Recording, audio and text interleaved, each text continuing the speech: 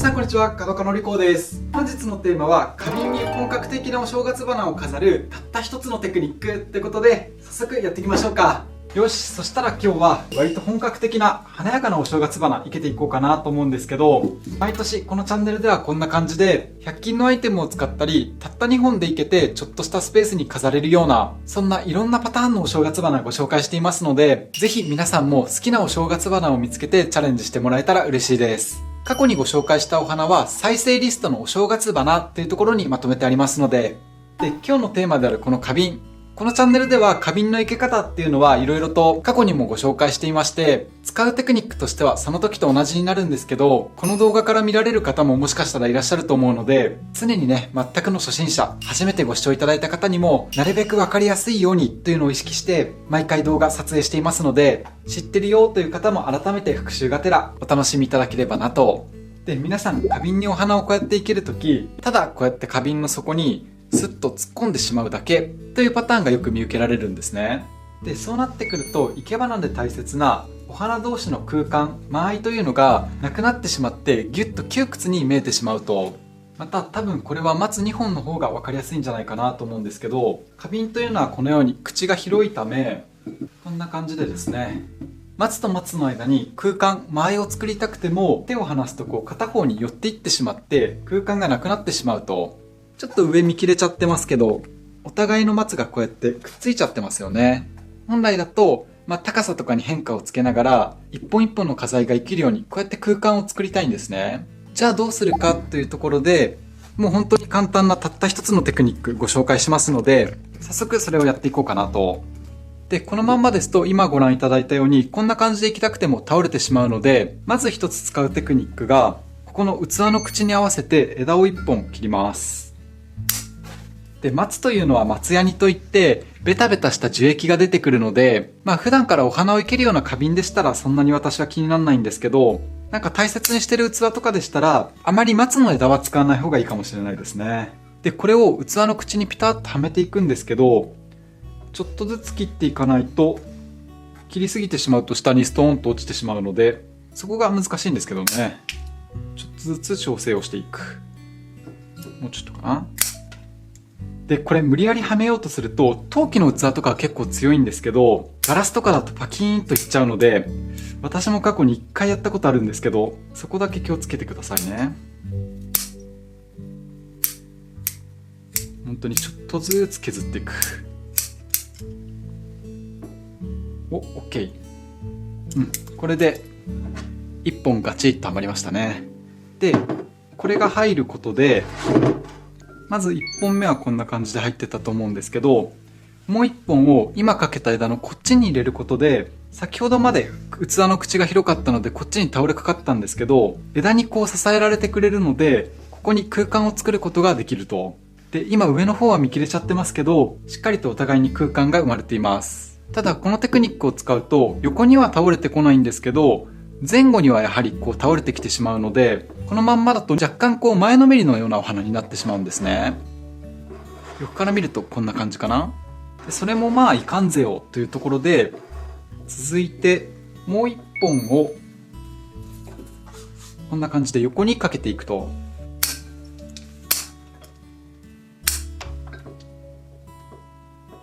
一発でぴったしかな。来ましたね。で、1本目がかかってない状態は、これ漢字の1に見えることから一文字止めなんて呼んでいまして、もう1本がこんな感じでかかると、漢字の10に見えることから10文字止めなんていう手法になるんです。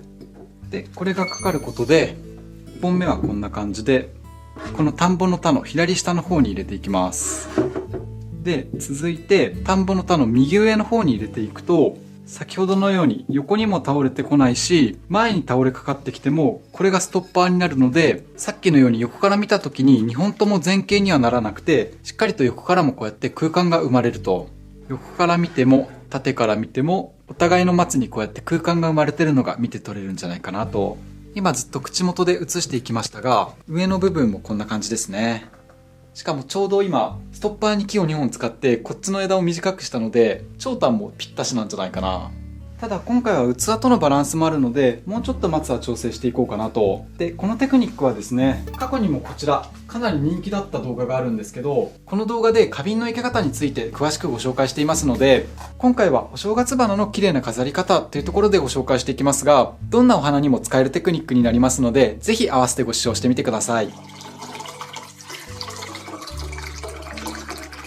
し、それでは実際に生けていきたいと思います。まずはこちら、お正月花といえばの花材、ハボタンなんですけども、今日はとっても面白いハボタンが手に入りまして、皆さんこのハボタンいかがでしょうか？葉っぱ1枚がこんな感じでギザギザしていまして、とっても綺麗じゃないですか？で、ハボタンというと通常はこういったタイプが一般的になりまして、このタイプは毎年このチャンネルでもお正月花で登場していますね。葉っぱ1枚1枚が丸いことから丸葉系なんて呼ばれていまして、それに対してこちらはこうギザギザしている姿が全体としてサンゴ礁に似ていることからサンゴ系なんて呼ばれています。もうまさに水の中にこうやって生えていたらサンゴ礁のようなそんな姿なので、サンゴ系というくくりにしたのもなかなかセンスがいいなと。ちなみに他にはですね、葉っぱ一枚一枚がくしゃくしゃっとしたちりめん系なんて呼ばれるハボタンもありますね。これはこれで綺麗なんですけど、私は生け花にした時はこのサンゴ系が一番生けやすいんじゃないかななんて、そんな風に感じますね。というのも丸葉系もちりめん系も葉っぱがぎっしりとついてるので、存在感はすごくあって華やかなんですけど、他の花材と合わせた時にものすごくインパクトが強いんですね。で、どちらかというとこういった一輪タイプで華やかなんですけど、どこかこう透けて風が通るような、そういった特徴があるとずしっとした存在感とはまた違う軽やかさが出てくるので、他のお花と合わせやすいんです。これはあくまで私の感覚なんですけど。そしたらまずは手前にこうスッと貼っていくんですけど、これ先ほどの十文字止めが生きてきまして、普通のスラッとした花瓶の場合、斜めに刺してしまうと、こう花の重さでつるんと抜けてしまうんですね。でも先ほどかけた枝の下の部分にこうやってスッと入れることで、花にこう重さがかかってもこれ以上こう倒れてこない。そんなストッパーの代わりにもなるので、こういった短い花材を手前にスッと貼らせるのにとっても便利なんです。ということで1本目はこんな感じで引っ掛けていくと。これでこのチャンネルではしょっちゅうご紹介している花瓶のこの口の部分がこうグッと隠れるのと、あと花材と器の部分で接点ができるので、より一体感が出てきます。そしたら2本目は1本目より少し高い位置。この辺りで生けていこうかな。で、先ほどご紹介したこちらの花瓶の生け方の動画なんですけど、そこでは十文字止めの他に折り止めという手法もご紹介していまして、植物をクッと折ることで表情を固定できるんですね。ただ今日使うこのハボタンや菊や松というのは、例えばくるくるっと回ったとしてもそこまで表情に変化はないので、今日は特にその手法は使わずにこうまっすぐ刺していくことで、普通に十文字止めでこうやって止まってくれるので、そうやって生けていこうかなと。ちなみに花瓶の中も一回見せましょうか。花瓶の中はこんな感じになっています。先ほどまで十文字止めがないと、これも斜めに刺しても重さでつるんと抜けてしまうところを、ここの枝にちょっとこうかかるようにいけることで、重さがかかってもこれ以上外れないですし、もう1本入れたのが若干奥めにこうやって入れたんですけど、この2本のこっちの手前の穴ですね、ここからこうスッと入れることで、この枝がないとこのまんまこちら側にこうグッと倒れてきてしまうところが、この枝にこうやって寄りかけることでしっかりとこうスッと立ち上がってくれる。そうやってこの十文字の枝を使ってうまく固定しながら生けています。ちなみにあとご紹介し忘れていたんですけど、今日の器がですね、これ柄が梅の白磁器になっていまして、めでたいかなと思って選んできたんですけど、ここが正面だとかなり絵がベタっと強いかなというところで、あえて正面をちょっとずらすことで、おめでたい梅の柄がちらっと見えながらも器としてはすっきりと見えるように、そんなイメージで生けています。そしたら続いてこちらにこの菊を生けていこうかなと思うんですけど、これも綺麗な菊ですよね。私の好きな、いわゆる洋菊、その中のアナスタシアと呼ばれる品種になると思うんですけど、花びら一枚一枚がこんな感じでツンツンしていまして、それでいてとっても華やかな、色合いも褐色なんですけど、この花びらの先端部分は蛍光色を帯びた薄黄緑色をしていまして、このグラデーションもとっても綺麗だなと。ということでこちらを生けていく。で、今日は5本あるので全部使おうかなと思っているんですけど、なるべく5本それぞれに高さに変化を加えたいので、まず1本目はやはりこの口元でしょうかね。この辺りにちょっと短めに生けていく。なので葉っぱも全部取りましょうか。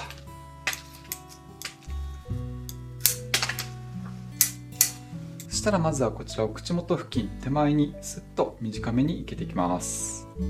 このぐらいかな。でここからは葉ボタンと同様に花同士がペタッとくっつかないように、先ほどの十文字のこの木の部分にうまく引っ掛けることでこう空間を取りながら高さに変化をつけつつ生けていきます。なので3本でいいかな。結構一輪が立派なので5本入るとかなりモサモサっとしてきそうな、ちょっと様子見ですね。奥行きとかちょっと見えづらいんですけど、こういうとこに入れればいくらでも入っちゃいますかね。まずは主要の目立つところ、2本目はこんなところかな。そしたらバランス的にはもうあと1本でいいな。なるべくこうやって縦に並んだりしても嫌なんですね。でもこうやって入れたりすればなんだかんだ5本入るか。とりあえず最後1本はこんな感じで、今ちょうど縦が嫌って言ったのに並んじゃってるので、ここうまいこと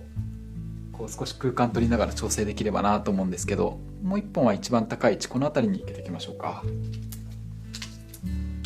水に浸かる部分と、あとはこういった葉っぱで隠れる部分ですね。そういった葉っぱはきれいに取ってしまう。で上の見えてる部分の葉っぱがはげてるとちょっと寂しいので、こういったところはついてると良いですね。そしたらこれはスッと1本高めに、こんな感じですかね。ここからは好みで、もう少し華やかにしたい場合はこう奥行きにちらっと見えたりしてもいいでしょうし、ここにも1本入れていきましょうか。ちょっとスカッとしてるので茶色が入ると綺麗かな。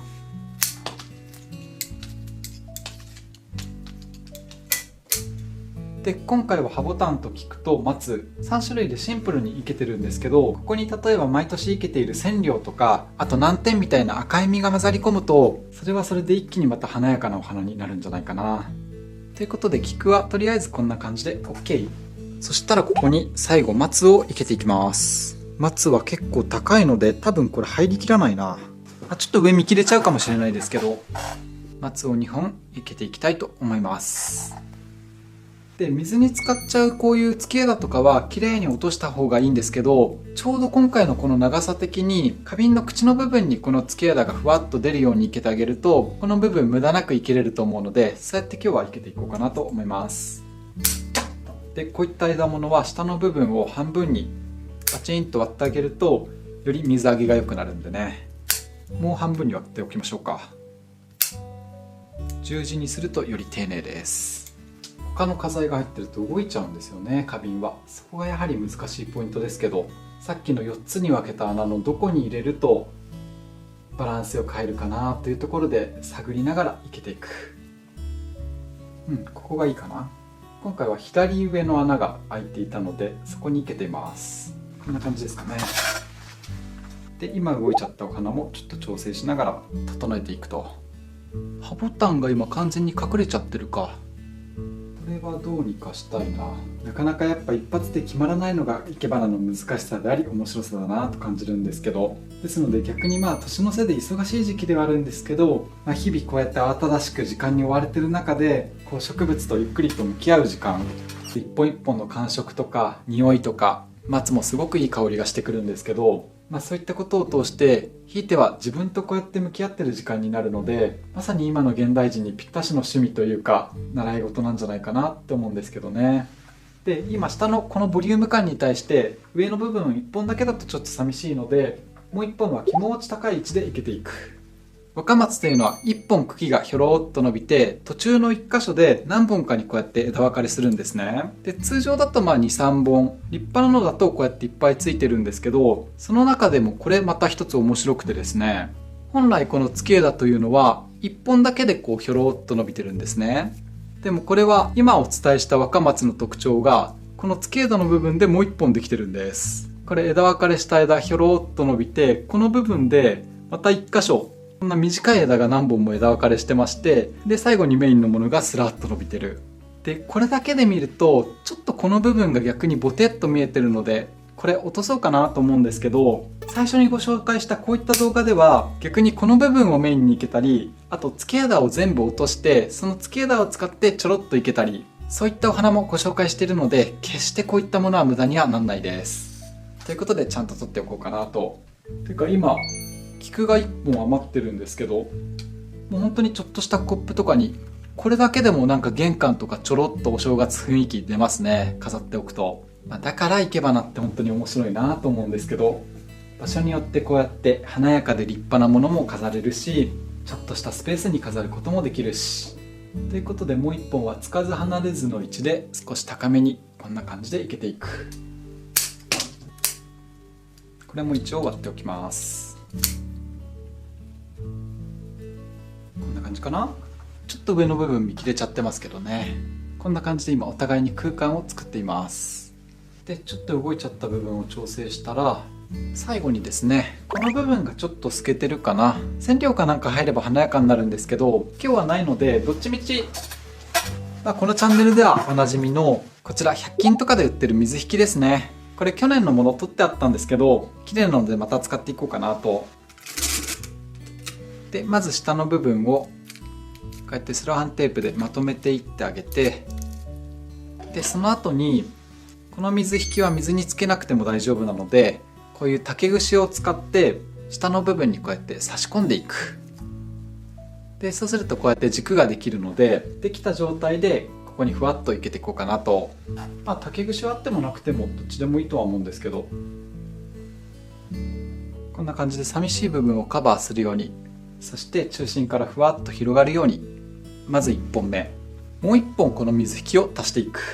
でこれもやはり今いけた菊とか葉ボタン、松と同じように少し高い位置にふわっとかかると生け花らしい変化が生まれて綺麗なんじゃないかなと思うので、そんな感じでいけていこうかなと。でちょっと長いのでしなってしまうというところで、しっかり芯が出ればこのまんま花瓶にスッとさせるんですけど、松にこうやってくくりつけちゃうっていう手もありますね。一回この部分でセロハンテープで留めてみるか。